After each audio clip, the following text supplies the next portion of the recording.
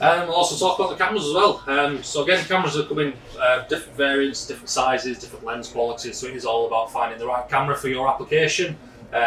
Sort of industry standards, 4 megapixel, anything above that going to 8 megapixel. We've got the 12 megapixel fisheyes just above us here. We can also go up to 32 megapixel images if you really want to go that far into detail. Come in different sizes, like I say, we can get the bullet style, the turret style, and also the domes as well, sort of the three main sizes that we have. With these, we've also got different technologies built in. So at the start, we have what we call colour view, which is giving you a colourful image 24/7 throughout the day and throughout the night. Compared to your sort of traditional IR cameras where they go into a black and white mode, these never will, they don't have those features. What they do have is a little LED light up there, so if it does get too dark, the little light will come on and just give enough light in that area just to keep it in sort of colour mode, just so it's not struggling. And again, different detection ranges up to maybe 30-40 metres in ideal circumstances. Moving on from the colour view technology, we have what's called AccuSense, which is actually what's built into these two. Which is just a clever AI chip inside, so doing artificial intelligence. You can tell what the camera is looking at. So is it looking at a human being or a vehicle? Anything else it will ignore, so it's not going to be a trigger for foxes, badgers, any bits of rubbish or trees blowing in the wind. It will only be the humans, vehicles or the targets that you selected. Another step up from that is what we call Live Guard, which is basically a speaker underneath, so we can do two-way audio through the camera, and you've also got a microphone in there, again, so you can listen to conversations, and also the flashing strobe light as well, so you've got that audible and visual deterrent. If somebody triggers their line and the camera starts flashing and playing the siren sound, people are going to see it and they're going to scarp it, they know they've been detected. As we say, these are key technologies and make up the majority of our sales. Going a little step further, then obviously the solutions board, where we're looking into a technology we call Deep in Mind and Deep in View, which is doing things like facial recognition, face comparison, so giving us the targets of the person, about that person, different attributes, are they male, female, a rough age category, if you've got glasses on or any facial hair, and any emotions as well, so if they're looking happy or feeling sad, the camera can also detect that. With the Deep in Mind, we also have behavioural analysis, so it's if people get aggressive with each other or loitering in areas where they shouldn't be, the camera can detect that and flag alarms through to security guards. And other features like object placement, so an entrance to an airport, for example, somebody leaves a bag there, the camera can detect that. They're working in the opposite way, then, so object removal, so somebody comes along to a warehouse and takes a product from a shelf, that might flag an alarm through them. With the Deep in Mind technology, you can either get that in the camera or in the recorder, which is just underneath here. It's the same technology, but it's got two different names. So you have Deep in Mind is in the recorder, and then Deep in View is in the camera then. So again, it depends on that system.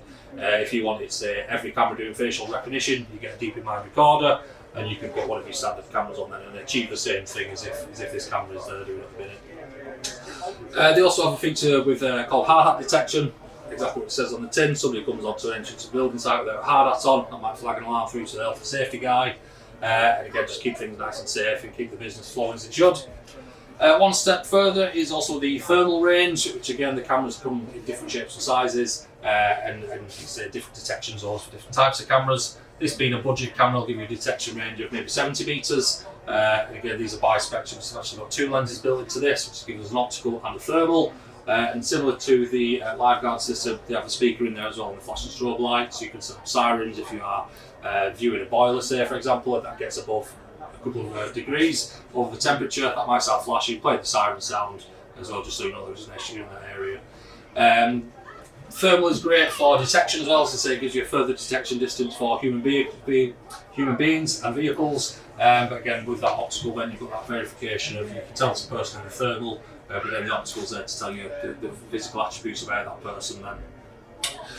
Going a little step further, we have the strictly thermographic camera, similar to how this small one works, but it's only single lens, and that's actually giving you a much higher temperature tolerance. So where this one might only go up to around 150 degrees, the larger ones will give you up to 550 degrees. So again, if you are monitoring a boiler, they can run quite comfortably at 200 degrees. You're going to have to go for the more rated camera, because this one will be getting triggered all the time.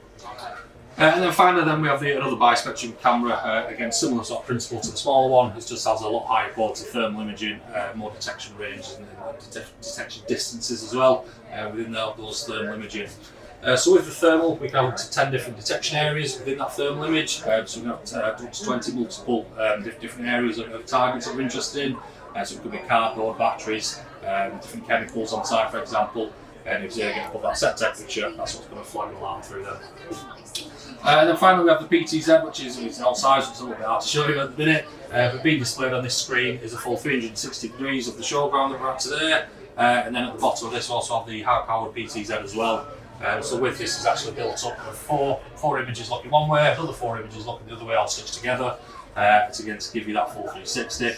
Like I said, then to the 36 times zoom, 4 megapixel PTZ there, which we've just sat on a toe, just looking at different hotspots. These come in different variants as well, so you don't have to get it as a full 360. So if it's wall mounted, you don't want a 180 degree view of a wall, you just have to get the 180, or we also do a 270 as well for corner mount.